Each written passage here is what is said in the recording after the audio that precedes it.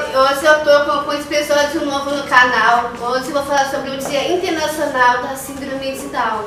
Então, eu vim aqui, hoje eu estou com uma convidada super especial, que é a Laís Costa.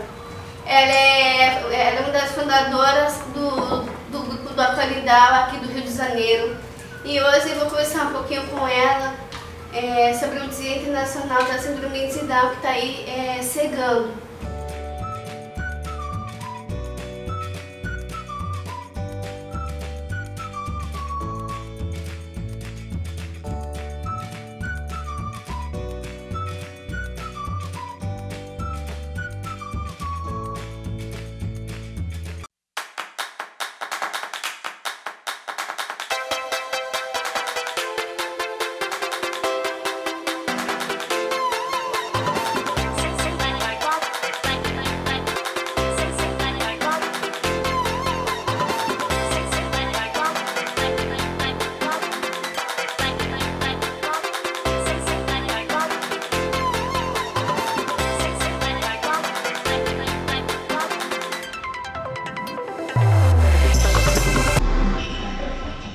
Laís, eu fiquei muito feliz com a sua presença aqui hoje e queria dizer algumas perguntas assim. Como você começou com a Acolidão? Pois é, tudo bom, Samanta? Obrigada pelo convite. O Acolidão, na realidade, começou com o nascimento, quer dizer, essa narrativa podia ser de outras mães, né? Porque não sou só eu que estou à frente do Acolidão, mas para mim começou com o nascimento da minha filha Camila, que fez 5 anos agora. Eu diagnostiquei a síndrome de Down dela na gestação. E aí eu fiquei cheia de dúvidas, sabe, Samanta? Eu não sabia o que era síndrome de Down, eu não conhecia ninguém com síndrome de Down. E eu falei, como é que eu faço agora? Como eu me informo? Como é isso? E eu tive um pouco de dificuldade de achar informação, sabe? E quando eu ia para a internet eu achava pavoroso, porque ainda muita terminologia ruim, enfim. Daí minha filha fez umas cirurgias no primeiro ano e a gente foi no congresso da síndrome de Down. Ela ainda estava com, sei lá, 11, 10 meses. E aí fui eu, meu marido, minha cunhada, a gente se dividiu para aprender tudinho. E aí toda vez que eu pedia a palavra para perguntar alguma coisa, as pessoas começavam me respondendo falando assim, calma. E eu comecei a perceber que todo mundo me falava calma. E eu falava, mas eu não tô nervosa. E eu percebi que a diferença é que lá na cidade, essa edição do congresso foi em Curitiba, tinha um tecido social mais formado, tinha um grupo... Eu estava lá na época. Você estava, né? Foi muito bom aquele congresso, né? Foi. Então tinham grupos que acolhiam, então que quando nascia uma criança com síndrome de Down, iam visitar a mãe no hospital e trocar informação e tal. E eu falei assim, nossa, isso faz toda a diferença. Então eu saí informada desse lugar e eu falei, as outras pessoas precisam ter esse acesso, porque a gente tem o movimento Down, que é bárbaro, né? Mas essa coisa do acolhimento nem é a propósito deles, né? Eu falei, a gente precisa ter mais. E eu fui encontrando outras mães, levando minha filha para parquinho, para isso, para aquilo, com mães não, famílias, né? Também com o mesmo sentimento, a mesma percepção, foi quando a gente fundou o Acolidão. O Acolidão, originalmente, a gente ia só acolher as novas famílias e tentar sensibilizar os médicos, né, os profissionais de saúde. Essa segunda parte a gente não conseguiu direito até hoje. Uns poucos sim, mas aí a gente começou também a fazer algumas palestras, levar algumas atividades, promover, né, levar algumas atividades para a Baixada Fluminense, enfim. E nos últimos 2 anos a gente começou a organizar o Caminha Down. É um trabalho, assim, só para deixar claro, é um trabalho que não exigiu nenhuma expertise da gente, exigiu que a gente tivesse vontade e empatia, que a gente compartilhasse a informação daquilo que a gente já tinha vivido. E como funcionou o Acolidão? Então, normalmente a gente recebe a indicação de que nasceu uma criança com síndrome de Down. A gente tem uma plataforma que é no WhatsApp, onde tem alguns médicos, enfim, de hospitais públicos que nos encaminham, ou então por meio de familiares mesmo. E aí a gente tenta, o que a gente tenta mapear?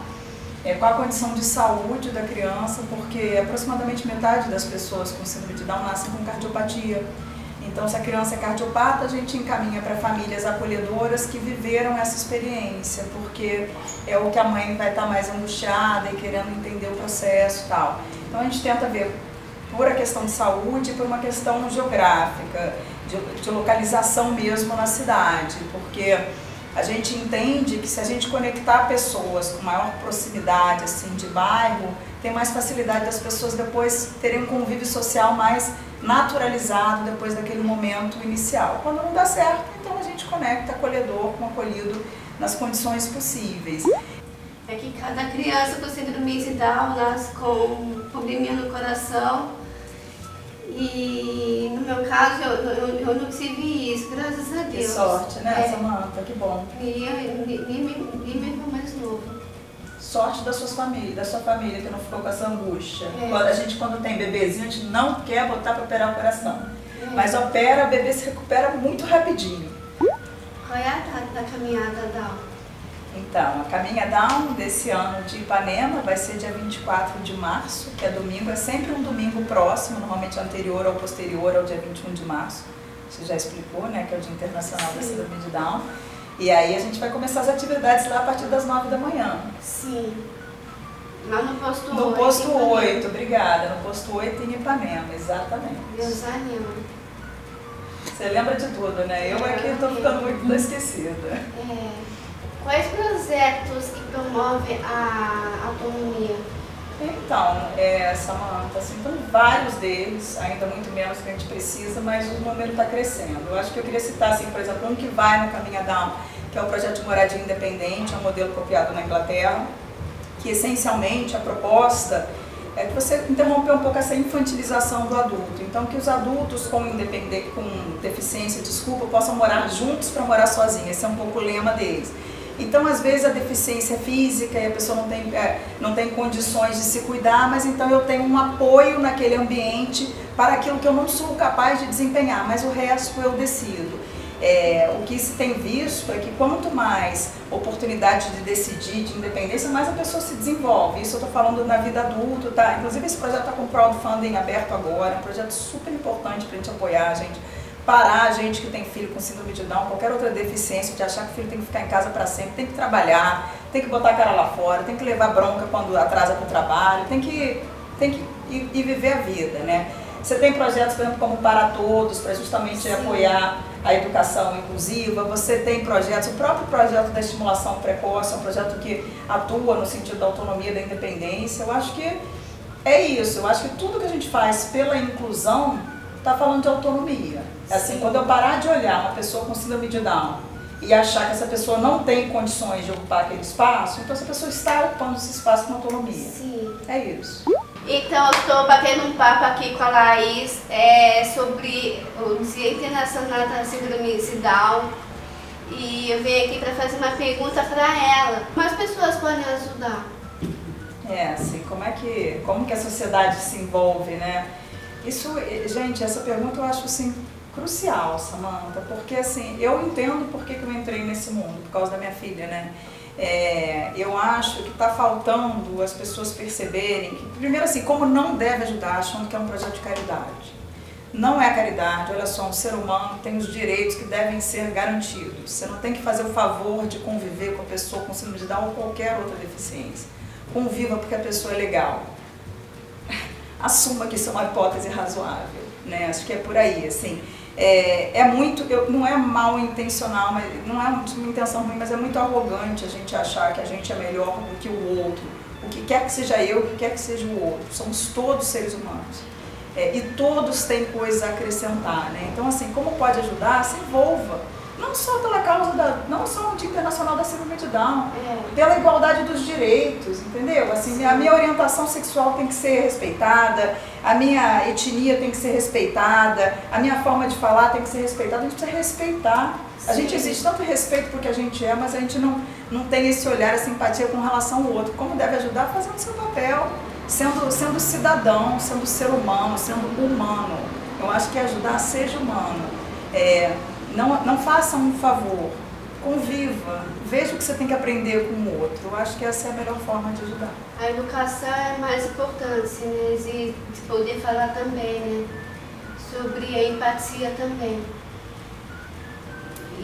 Eu acho que essa questão da empatia, infelizmente, não está restrita, não é só a pessoa com deficiência que não recebe, né? Eu acho que é uma coisa crescente, um problema na nossa sociedade, né? A gente está muito em volta de nós mesmos, olhando pra gente, é caótico, é complicado, enfim, a gente precisa se encontrar, né? Porque a sociedade também está meio doente, meio deprimida, e tem tanta coisa boa por aí, né? Tem, viver. tem. Inclusão no mercado de trabalho, que eu queria falar. Ótimo! Que dificuldade, né? Tem muitas empresas que não aceitam, que tem síndrome de Down, que já trabalham, que já atuam, que estão aí dentro do mercado de trabalho.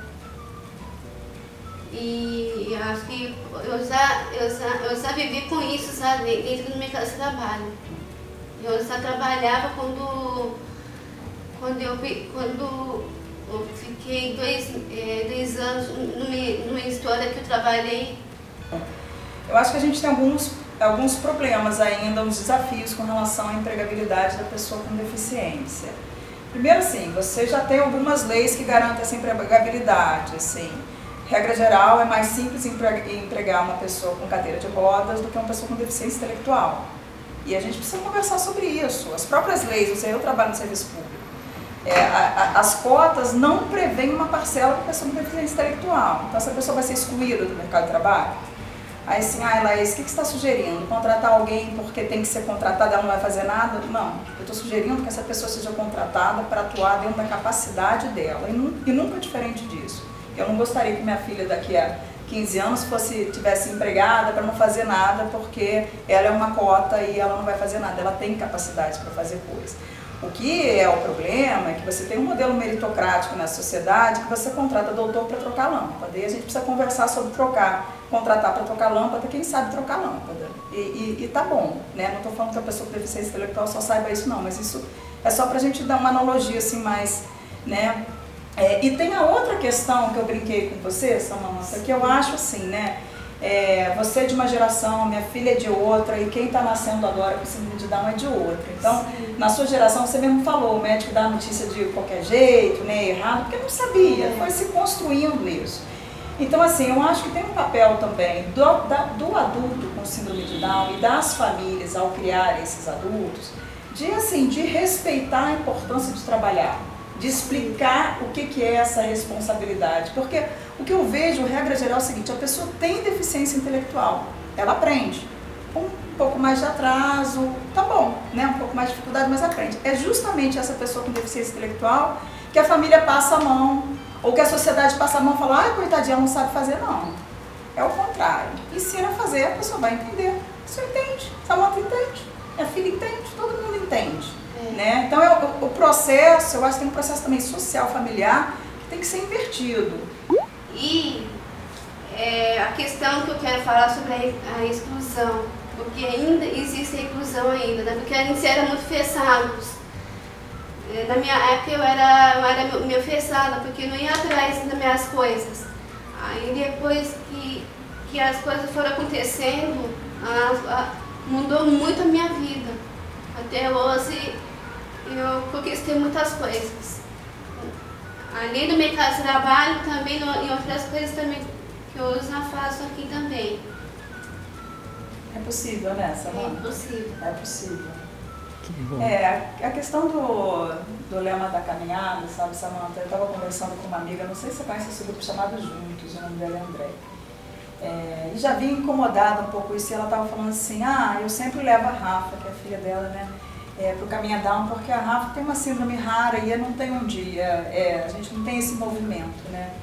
E eu falei, gente, né, a gente falou, nossa, primeiro que tem o lema desse ano, está sendo traduzido no Brasil como Ninguém Fica de Fora ou Ninguém Fica para Trás, e a gente quis colocar todos juntos, Ninguém Fica de Fora, porque, assim, é um dia que a gente tem vitrine, a nossa causa, né, do direito da pessoa, com síndrome de Down tem vitrine, e a gente achou que era legal compartilhar essa vitrine com todos os grupos com síndrome raras, não precisa ser, pode ser minoria, gente que sofre preconceito, porque é um pouco isso que a Samantha falou, enquanto houver um grupo excluído, então não tem inclusão, enquanto não tem inclusão a gente não está conversando direito, né? Aí a gente está bem animado com esse evento, muito animado, muito animado. Então, Então eu quero fazer um convite para vocês participarem da nossa caminhada que vai acontecer no dia 24 de março, às 9 horas da manhã, no posto 8 em Ipanema. Não deixe de participar, pessoal. Entre 9 e meio-dia e 1 da tarde, né, Samanta? Cheio de atividade no dia. É. A gente vai lá. Muito obrigada pela sua presença de hoje. Eu que agradeço, Samanta, pelo convite, viu? Não. Que bom. Até o próximo episódio, pessoal.